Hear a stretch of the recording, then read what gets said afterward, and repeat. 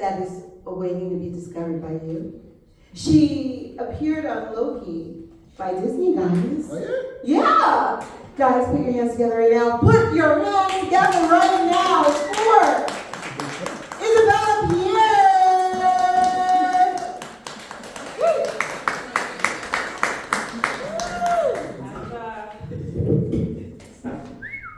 I think we all still need a moment, yeah?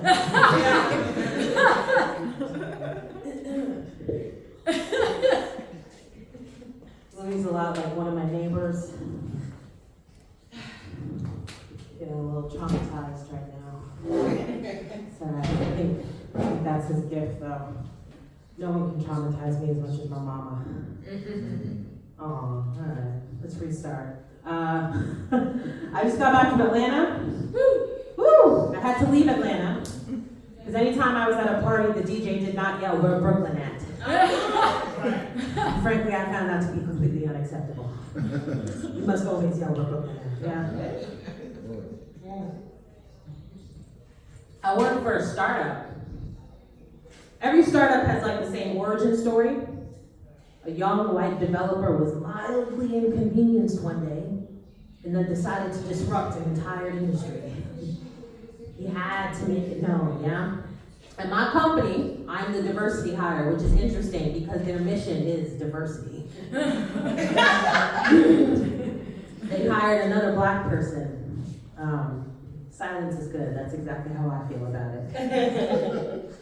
Because when you're the only black person there and then they bring on another black, it's a little scary. It's like, have I done something wrong? Am I being replaced? Must have done something well, she's there. It's awful for me though, because Black Girl B, and that's her name, she came after me. It means I cannot show up to Zoom meetings with my sleep bonnet on anymore. It was my only form of protest, y'all. And the white people, they never know, they're like, Isabelle, your beret. It's colorful. It's satin. Yes. My beret is satin. But Black Girl B, she knows, okay? And she's staring at me in the Zoom screen with these Harriet Tubman eyes. That's when a black woman looks at you straight in the eye and decides whether or not she was going to leave you behind. And she was going to leave me behind. We do have an unspoken truth, though, me and Black Girl B. See, Black Girl B called out of work on Monday, and she showed up to work on Tuesday with a head full of box braids. That's a hairstyle that takes 6 to 8 hours to complete. You know what else takes 6 to 8 hours to complete? A standard American workday. I held the truce, though. We're on the Zoom meeting, but I'm feeling away. You see, when black women get their hair done, that's how we put our dicks on the table. And I hadn't got my hair done yet, so my dick was firmly off the table.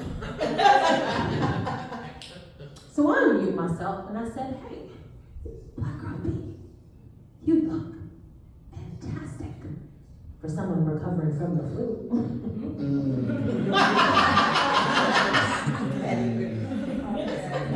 Then she spent 5 minutes in the Zoom meeting just like improving natural remedies because all the white people jumped in. They were like, yes, you do. You do look really good for someone recovering from the flu. She was spouting off facts about chicken noodle soup and turmeric. So not only would she have left me behind, she also would have shot me. Yeah. See, that's a Harriet Tubman bit. Where are you guys from? Florida? She carried around a pistol. She couldn't let you go back, right?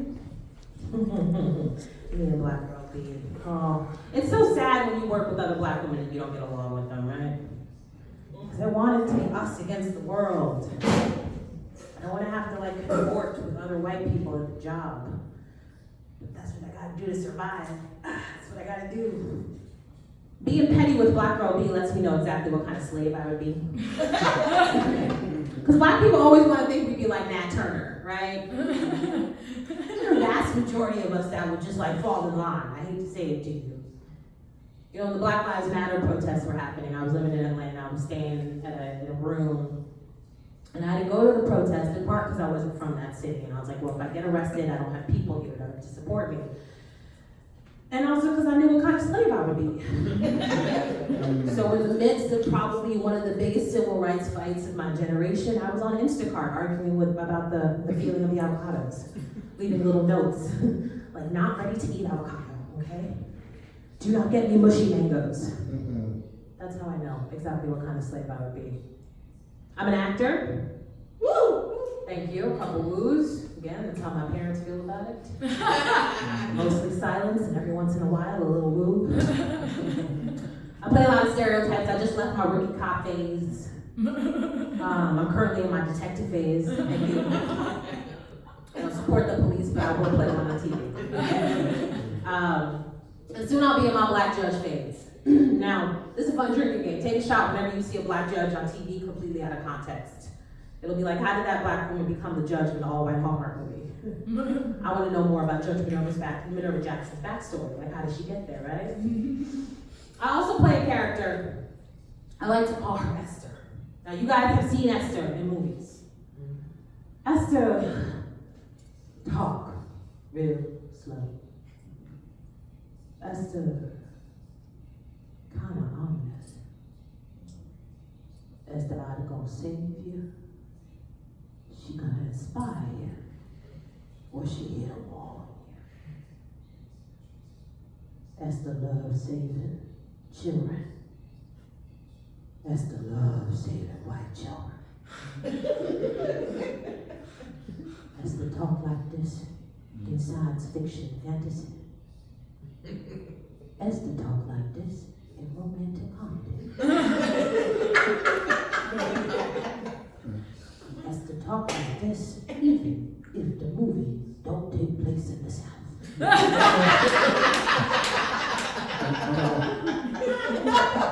Esther gonna talk the same way. What do you guys think?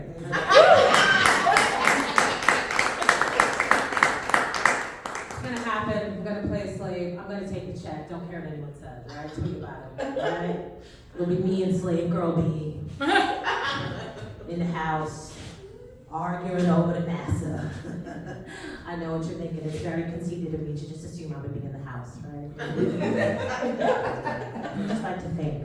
I'm really good at folding laundry. I'm not really good at anything, actually, because I've been a humanities major my whole life. And it feels like the apocalypse is upon us. I mean, it's like a slow apocalypse. It's like the earth keeps giving us chances. And eventually she's gonna be like, oh, I'm done. But we keep trying, I'm like, fuck nigga. Like we're all a bunch of fuck niggas on planet Earth. And when the apocalypse arrives, I feel like I won't be prepared because I have spent all of my life just like preparing my soft skills. Empathy, communication, sensitivity. Like you can't build a fire with empathy, right? The most I can do is give you a hug because we're both starving. Can't hunt with communication skills. I could probably negotiate sexual servitude to someone who does have those skills, right? Like the young white developer who made so much money he just started homesteading. He can now hunt and feed me on his farm. I'd be like, I'll give you a boob for some steak. I'll do it, I don't mind. So if you're keeping track so far, I don't mind being a slave and I don't mind bargaining my body for food. So I feel like I'm ready to survive. I don't know about the rest of y'all. During the pandemic, I was like a couple weeks away from tricking for Pierre, you know? I was like, how quickly we fall when the timing comes. All right, well, listen, I don't have any like happier jokes, so. I've been working on myself a lot. I realized maybe that I'm not a good friend. A friend of mine called me the other day, young black guy. He said, Isabelle, keep me in your thoughts. And I was so proud of him for reaching out. It's really hard for him to do. But I said, unfortunately, I don't keep men in my thoughts for free anymore.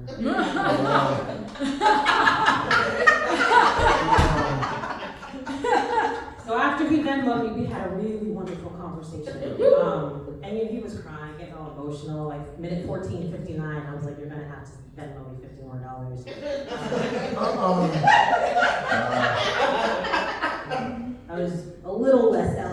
my therapist, you know. I had another friend. She said, hey, Isabelle, will you pray for me? I said, no. You don't believe in God, which is fine. So to what black hole of nothingness is my prayer going according to your doctrine? You see, not a good friend. Thank you so much, Isabelle.